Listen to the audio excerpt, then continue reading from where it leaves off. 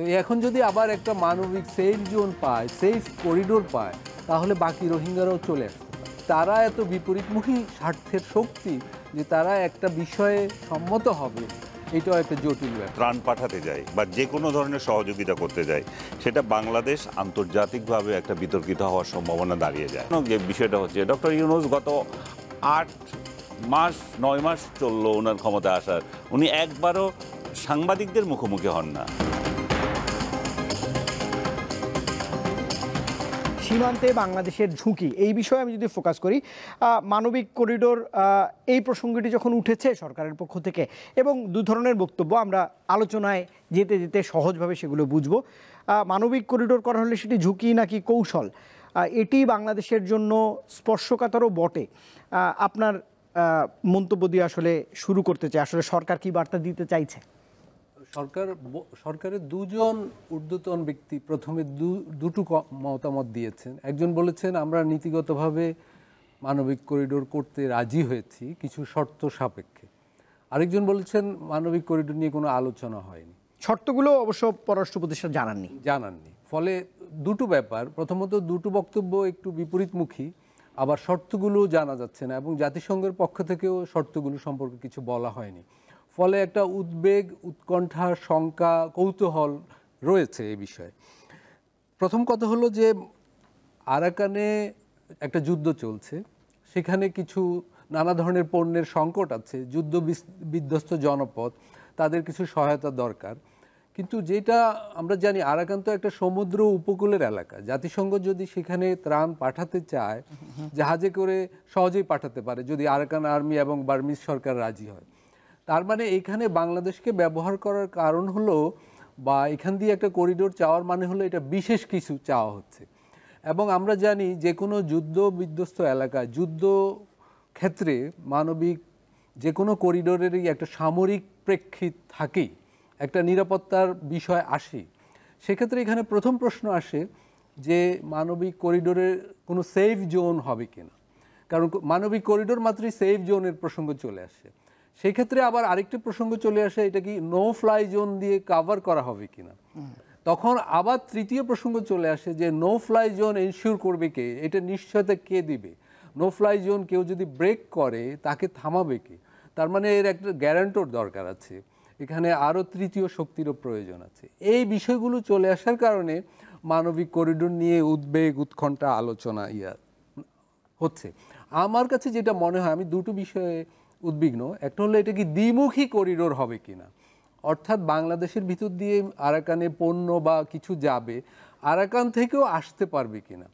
সেক্ষেত্রে আপনি জানেন গত কয়েক মাসেও এই নতুন সরকার ক্ষমতায় আসার পরেও রোহিঙ্গা কিন্তু অনেক এসেছে, অন্তত 1 লাখ আমার হিসাবে। আচ্ছা, তো এখন যদি আবার একটা মানবিক সেফ জোন পায়, সেফ করিডোর পায়, তাহলে বাকি রোহিঙ্গারাও চলে আসতে পারে। এটার কারণ হলো আরাকানে কিন্তু রোহিঙ্গারা নিরাপত্তাহীনতায় ভুগছে। আরাকান আর্মি যত তার দখল এলাকা বাড়াচ্ছে, ততই রোহিঙ্গারা আমরা দেখছি যে এখানে চলে আসছে। এবং রোহিঙ্গারা যারাই আসছে তারা কিন্তু ক্ষুধার কারণে আসছে না, এটা আমাদের জানা দরকার, তারা নিরাপত্তাহীনতার কারণে আসছে।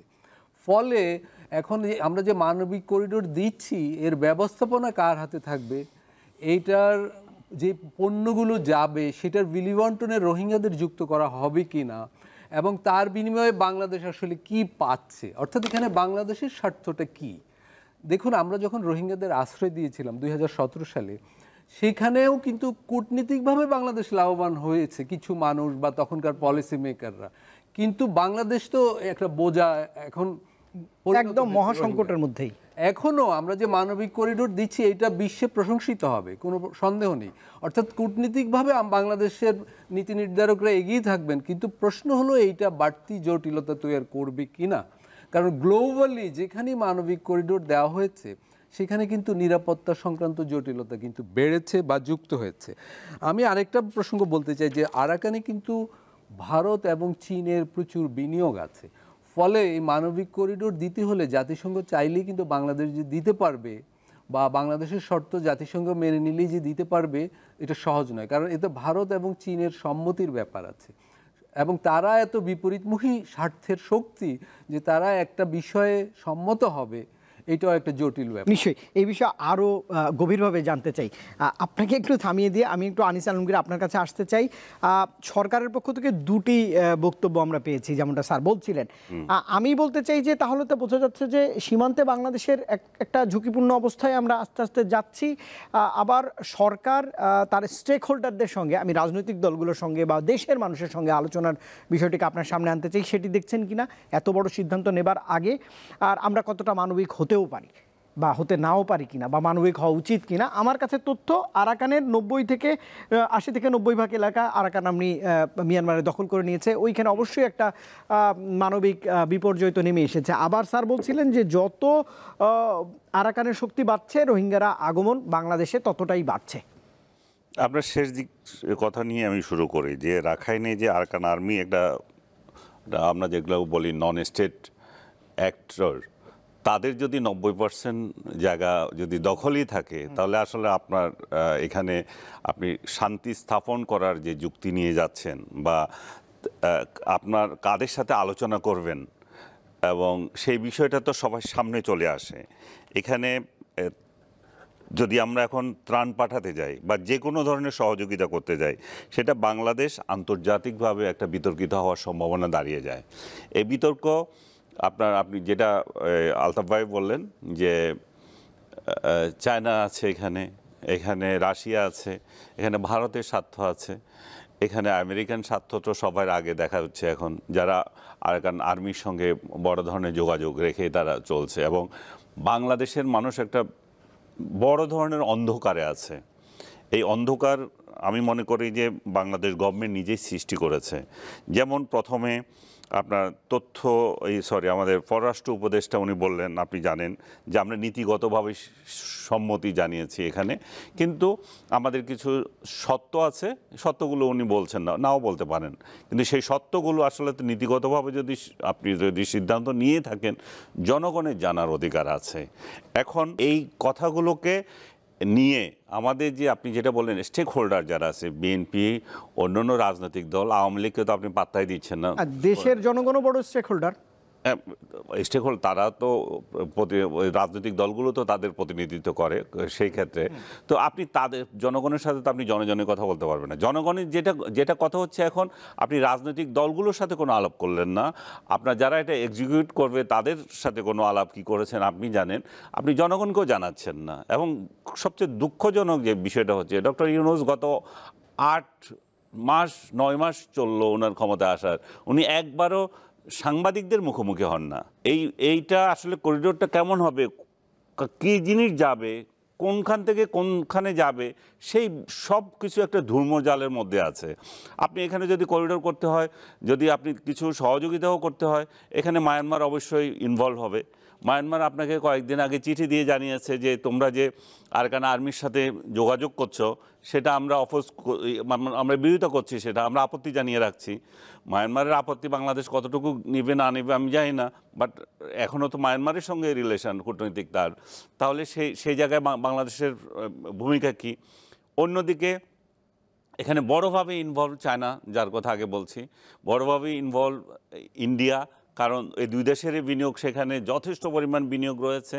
তো জাতিসংঘ যদি আমরা এদেরকে ইনভলভ করতে হবে, এবং মায়ানমার সরকার প্লাস আরাকান আর্মি, এই 4-5টা পার্টি তো আপনার এক হতে হবে। এক না হয়ে আপনি সেখানে কিভাবে ত্রাণ সাহায্য বলেন অন্য কোনো ধরনের সহযোগিতা বলেন সেখানে দেবেন। সবচেয়ে যেই বড় বিষয় বাংলাদেশের জন্য উদ্বেগের, বাংলাদেশ উৎকণ্ঠা নিয়ে যেটা আছে 12-13 হাজার রোহিঙ্গা নিয়ে, রোহিঙ্গাদের ভবিষ্যৎ কি হবে? এই যে আরাকান আর্মিকে আমি যদি কোনো সহযোগিতা করছি, সেই সহযোগিতার মূল্য কী, সেই সহযোগিতার বিনিময় কী? আপনি যদি খেয়াল করে দেখেন 5ই আগস্ট বাংলাদেশের রাজনৈতিক গোলযোগ হচ্ছে, সেই সময় এই তুমুল পরিস্থিতিতে আরাকান আর্মি রোহিঙ্গাদের উপর ড্রোন হামলা করেছে, 101 স্পটে মারা গেছে, অন্য জায়গায় মরেছে, তারা বাংলাদেশে এসেছে ওই লোকগুলো। আবার বার্মিজ সরকারের কতগুলো অসহায় অবস্থায় পড়েছিল এবং বাংলাদেশে প্রবেশ করেছে, সেগুলো কূটনৈতিকভাবে সেগুলোকে আবার আমরা পাঠিয়েছি। আপনার নিশ্চয় খেয়াল আছে এই জিনিসটা। মনে আছে আপনার? অবশ্যই বাংলাদেশ তাদেরকে আবার তাদের দেশে ফেরত পাঠিয়েছে। সো এই কয়েক ধাপে, 2 ধাপে অন্তত। হ্যাঁ, তো এরকম পরিস্থিতি যখন বিরাজ করে, আপনি যখন তাদের সাথে কি সিদ্ধান্ত নিতে যাচ্ছেন, আপনার রোহিঙ্গার স্বার্থ কতটুকু ওইখানে থাকবে, আপনি তাদের সাথে ইনভলভমেন্ট আপনার কোন পর্যায়ে যাবে, এইগুলোর কোনো সমাধান নাই। এর মধ্যে আবার জাতিসংঘ বলছে যে আপনি যদি মানবিক করিডোর বা মানবিক সাহায্য যেটাই দিতে চান, যেই রাষ্ট্রে দিচ্ছেন, দুই পক্ষ এক হতে হবে। তার মানে বাংলাদেশ আর মায়ানমার প্রথমে এক হতে হবে। এটা ছাড়া তার কনভেনশনই নাই যে সে এখানে কিছু করবে। তো তাহলে এখানে মায়ানমার কোথায়? মায়ানমার কি এটাতে রাজি হয়েছে? আমরা পৃথিবীর নানা দেশে দেখেছি এই ধরনের যুদ্ধ পরিস্থিতিতে মানবিক করিডোরের নামে অনেক কিছু দিতে যাওয়ার চেষ্টা করে, কিন্তু কখনো কোথাও খুব যে বড় ধরনের সাফল্য এসেছে তা না। কারণ এই সাফল্য এই যে কয়েকদিন আগে তো আমরা দেখলাম যে গাজাতে মানবিক সাহায্যের যে বিষয়টা ছিল, করিডোর দেওয়ার বিষয় ছিল, কই সেই করিডোরে তো হাওয়া হয়ে গেল, কিছুই হয়নি। তাহলে আমাদের এখন যেটা আমাদের মতো রাষ্ট্রের পক্ষে কোনো ধরনের বড় সিদ্ধান্ত নিতে হলে অবশ্যই স্টেক হোল্ডারদেরকে জানাতে হবে, অবশ্যই বিশ্ব মোড়ল যারা আমাদের সঙ্গে আছে তাদের মতামত কি সেটা আমাদেরকে দেখতে হবে। সবচেয়ে বড় করে দেখতে হবে আমাদের প্রতিবেশী রাষ্ট্রের, এই দুইটা দেশ, আমাদের দুইটা প্রতিবেশী রাষ্ট্র, প্রতিবেশী সরকারগুলোর কি মত আছে সেটা দেখতে হবে। কিন্তু অবশ্যই অবশ্যই মায়ানমারে যেটা হচ্ছে সেটা দীর্ঘস্থায়ী যদি হয়ে থাকে আমরা আরও ক্ষতিগ্রস্ত হব, এবং এই পরিস্থিতি যদি চলতে থাকে ওইখানে বাকি যে রোহিঙ্গাগুলো আছে সেগুলো অনায়াসে চলে আসবে। এবং এই মানবিক পরিস্থিতির নামে যদি কোনো যুদ্ধ বাঁধিয়ে দিই এখানে, তাহলে তার বলার অপেক্ষা রাখে না, শুধু আসবে না না, আমাদের পুরো চিটাগং একটা মানে নিরাপত্তা ঝুঁকির মধ্যে পড়বে। এবং আমার বাড়ি চিটাগং, আমার আরও উদ্বেগ আরও বেশি এই ব্যাপারে।